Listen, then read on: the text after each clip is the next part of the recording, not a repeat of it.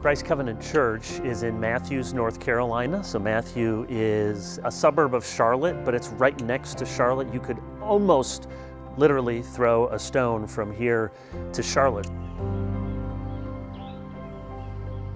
This church has been around for more than 40 years, and it has always had a very strong emphasis on missions.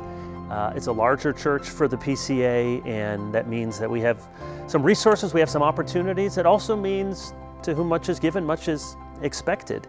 And so we have really taken it upon ourselves, and it's the Lord's opportunity that we have not only to send people all over the world and support agencies and missionaries and workers all over the world, but we want to take advantage of the opportunities that we have right here in Matthews and right here in Charlotte. And that means as a congregation, we want to do evangelism and outreach ourselves. As many Afghan people were being displaced all over the world, and some coming to the United States and some coming here to Charlotte, we really took a deep dive to try to understand what the ministry was about. And one of the really important things for us was that we could do this ministry as Christians and tell people about Christ. You think about the Great Commission, go to the nations. That word, ta ethne, doesn't even mean nation state quite the way we understand it. That's a little bit of an anachronism. But really you might think of language, tribe, tongue, people, nation. So to have the nations come to us, even within this bounded nation of the United States, is a tremendous opportunity that the Lord is giving literally right on our doorstep to minister to the love of Christ, to speak of Christ, to read the Bible, to share the gospel. We have so many great people, I can't take credit for any of it, who are doing such great work with this ministry among displaced families and refugees, and really an opportunity to do what the Great Commission tells us to do and to seek to make disciples of all nations. Refugee and immigrant ministry is multifaceted. The purpose of the ministry is to come alongside churches and help churches figure out what the demographics are around their area, who's sitting in their pews, who's sitting in the communities around them, and then answer the question, what is it that God's calling your church to do to minister and care for those both in your pews and outside? The news broke that the Afghans were trying to leave their country, and I remember one day standing at my sink, very vividly praying, thinking about the push and pull of nationalities and how the Lord moves people. I never imagined in my wildest dreams that the Lord had something for us to do to help them and for the Lord to use them to change us. We kept hearing from the pulpit about the Afghan ministry and how people were praying and really that the team was set and that there was a need for housing. We have an upstairs apartment-ish, and so Dave and Angela, handy as they are, came and kind of helped us get that space ready. What surprised us the most about them being there is how much we started to love them as quickly as we did. I think there's differences, cultural, religious background differences, but yet there was just a real sweet bond that developed between the two families rather quickly. The Lord picked them up out of their place, landed them in my apartment to teach me to love people I would never have. I've never even spoken to a Muslim person before.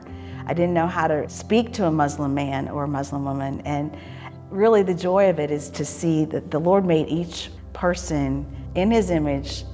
We're alike in more ways than we know.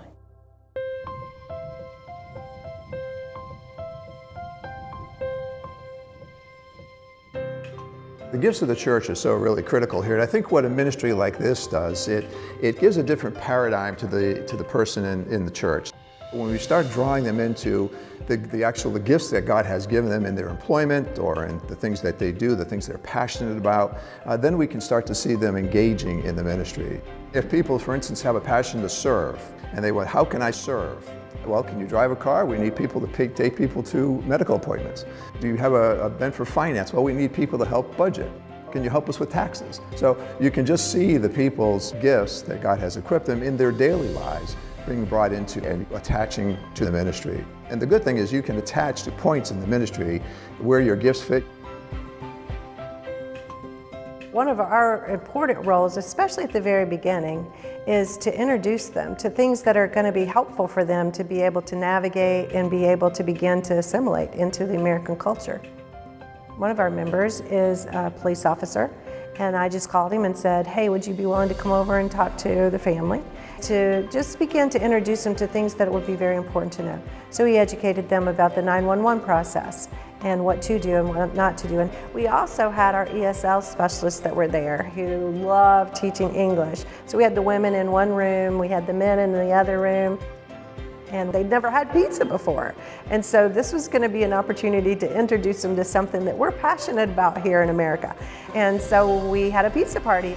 It was fun sharing that with them. And then the real fun part for us was watching them get so excited about it. They loved our pizza. They loved it. So many times we think we're giving them something, but in actuality, they're giving us something. And they gave us just joy in watching them enjoy something that we oftentimes take for granted, pizza.